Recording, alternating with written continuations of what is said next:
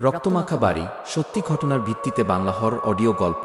গল্পটা সেই পুরনো দিনের বাংলাদেশের এক প্রত্যন্ত গ্রাম, চারদিকে কাঁটাতার, বাঁশের ঝোপ আর পুরনো পুকুর।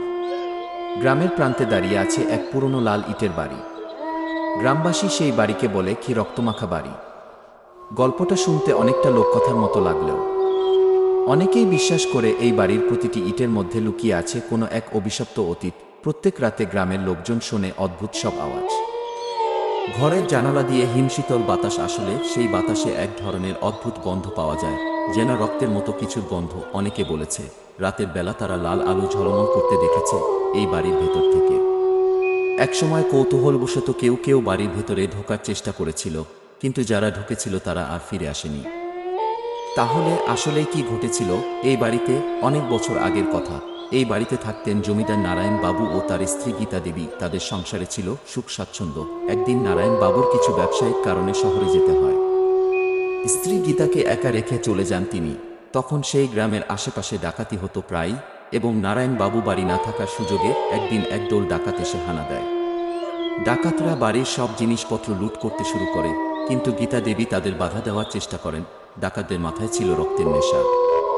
তারা গীতা দেবীকে নির্মমভাবে হত্যা করে, এবং সেই হত্যার পরে বাড়ির দেওয়াল আর মেঝেতে ছড়িয়ে যায় তার রক্ত। কেউ কেউ বলে গীতা দেবীর মৃত্যুর পর থেকে বাড়িটি অভিশপ্ত হয়ে যায়।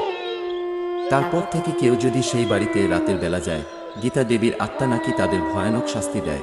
গল্পটি এতটাই ভয়ানক ছিল যে গ্রামবাসী বাড়িটির আশেপাশে যেতেও ভয় পেত। গ্রামের বয়স্করা বলতো, যারা সত্যি ঘটনা শুনেছে তারা জানে এই বাড়ির আসল রহস্য। কেউ কখনো ফেরেনি যদি রাত্রিতে বাড়ির কাছাকাছি গিয়েছে। এমনই এক শীতের রাতে গ্রামের কয়েকজন যুবক সিদ্ধান্ত নিল তারা রহস্য উদ্ঘাটন করবে। তারা সাহস করে এক মধ্যরাতে বাড়ির সামনে হাজির হলো। প্রথমে কিছুই হয়নি, চারিদিক নিস্তব্ধ, কিন্তু হঠাৎ করেই বাড়ির জানালার মধ্যে দিয়ে এক লাল আলোর ঝলকানি দেখতে পেল। তারা ভয়ে কাঁপতে শুরু করল, কিন্তু তাদের কৌতূহল থামাতে পারল না। একজন সাহসী যুবক এগিয়ে গেল দরজার দিকে। দরজা ঠেলে ভেতরে ঢোকার সঙ্গে সঙ্গে চারিদিক থেকে কেমন যেন একটা শীতল বাতাস বইতে শুরু করল। হঠাৎ করে ভেতর থেকে এক নারীকণ্ঠ ভেসে আসলো, তোমরা কেন এসেছ? এখান থেকে চলে যাও। সেই আওয়াজ শুনেই যুবকরা ছুটে পালালো। কেউ পেছন ফিরে তাকায়নি। পরদিন সকালে গ্রামের লোকেরা সেই যুবকদের জিজ্ঞাসা করলে তারা শপথ করল জীবনে আর কখনো সেই বাড়ির কাছে যাবে না। আজও সেই বাড়ির পাশ দিয়ে হেঁটে গেলে রাতে অদ্ভুত আওয়াজ শোনা যায়। মানুষ বলে গীতা দেবীর আত্মা এখনও ওই বাড়িতে বন্দী আছে। যারা সাহস করে সেই বাড়ির রহস্য উদ্ঘাটনের চেষ্টা করেছে তারা অন্ধকারে হারিয়ে গেছে। গল্পটি এখানেই শেষ নয়।